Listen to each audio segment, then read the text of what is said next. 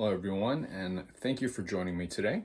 I have a little bit of a different video today. So not my typical type of thing. It's not a cigar review, hot sauce review, spicy food, or kitchen gadgets or anything like that. In a bit of a unique situation that required a unique solution. So I thought I'd share that journey with you in case anybody else finds this helpful or they find themselves in a similar situation. So I made a decision 15 years ago, and now, today, as John Wick would say, consequences. So when I renovated my kitchen, I decided that I wanted a refrigerator that was too big for the actual space. So what I did was I had a contractor move the refrigerator in and then build all the cabinets and counters and the rest of the kitchen around it. Knowing that one day the refrigerator could break and I would have to deal with that, and kind of decided that I would deal with that when the time comes, and the time has come. So refrigerator broke, obviously, and tried to repair it. So I actually had to cut a hole in the wall. And I'll put a picture of that up.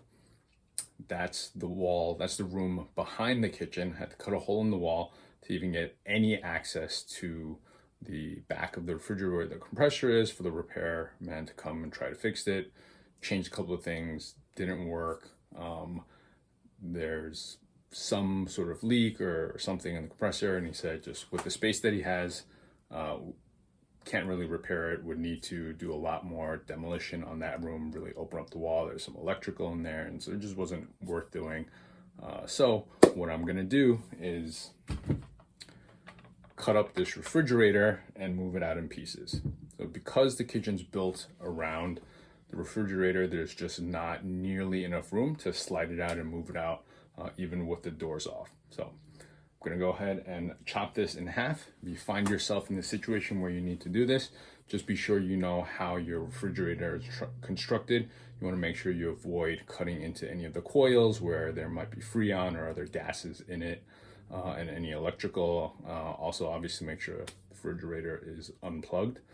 So as you can see, I've removed all the shelving, I've removed all the doors, and what I'm gonna do is pull this out as far as it will come before it hits the counter that this camera is sitting on right now.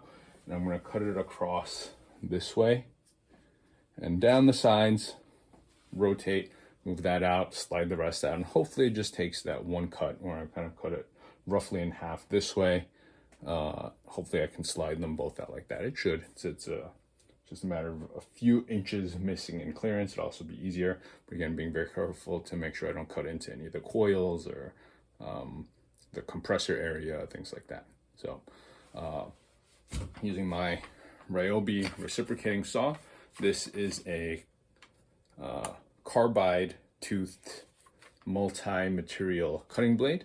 I'll put some links in the description below if this ends up being something you need, and if you're watching this video, I assume you might have some need for it. So I'm gonna go ahead and make the first cut in real time, and then I'll probably time lapse the rest of it. Fingers crossed. Here we go.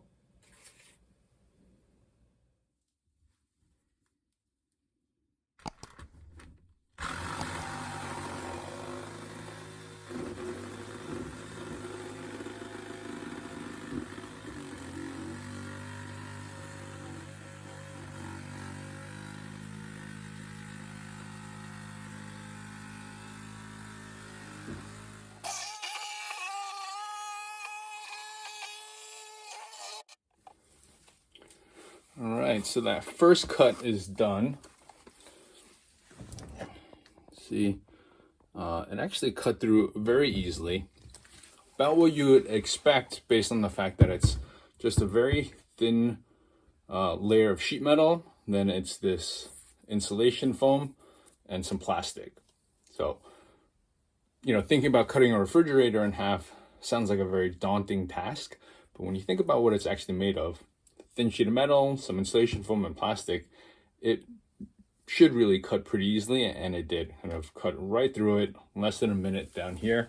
And then so now I'm just gonna cut down both sides, and hopefully everything goes as smoothly as this first cut went, and I should be able to get this fridge out of here.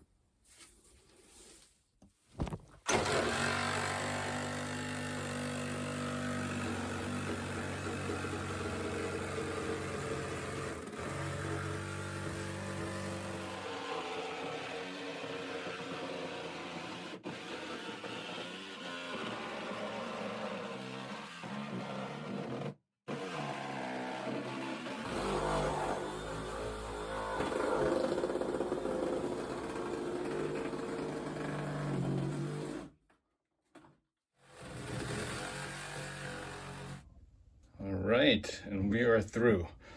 So the first parts were extremely easy. You can see it's just thin sheet of sheet metal, foam, and plastic. And so basically all the way down to close to the bottom, extremely easy. This one I just cut across there. When I got here, I decided I didn't want to cut all the way because I didn't want to risk damaging my floors. So I decided to cut across. And this is where I hit some challenges. And you can kind of see it there, that is a much thicker gauge steel on the ends there. And I was having a hard time getting through with this blade. Dedicated metal blade would have done better. But instead, so I just grabbed my angle grinder with a nice cutting disc, cut right through it there.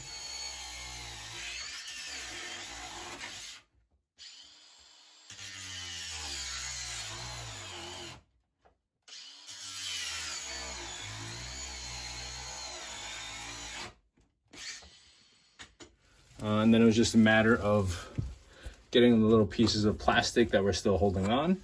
And so now this part is loose. I'm gonna go ahead and take this out to the dumpster and then figure out the rest.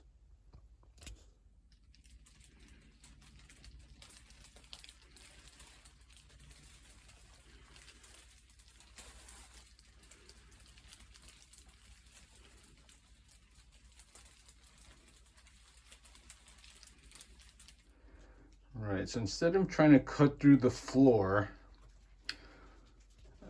I actually just cut the top half of the fridge off. So that top piece easily fits out the doorway, and hoping that this piece will fit as well, but we'll have to see. The reason I didn't cut through here is because I tilted it back and I saw there was some hardware, there were some thicker pieces of steel down there. I just figured it'd be easier going this way.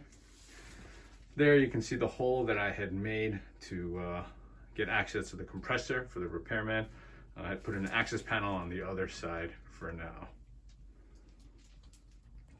All right, we are finally done here. So it took a few more cuts than expected. I wasn't able to just cut it into two. Ended up cutting the floor piece off. So it was a total of, what is that? Cut it into 4 pieces. So 2 larger pieces. So one was the whole front basically, except the bottom.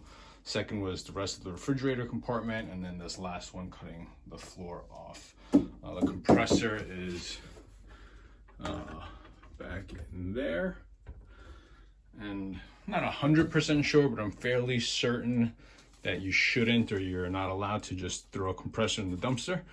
So I'm getting back in touch with the repairman to see if he can dispose of that for me. So there you have it. Easier than expected. It was still quite a process, but a lot easier than one would expect to cut a refrigerator into pieces here. I think the key was just knowing that the corners have some reinforcement. So this actually just looks like folded sheet metal, versus in the front where there was some thicker gauge steel rails. So just basically each of the corners, whenever I got to a corner, instead of using the reciprocating saw, I hit it with a cutting disc on the angle grinder. You can see that that section was where I cut with the angle grinder, and then rest of it Sawzall cuts through like butter. So there you have it. Thanks for watching. If you have any questions on the process, feel free to drop it in the comments below.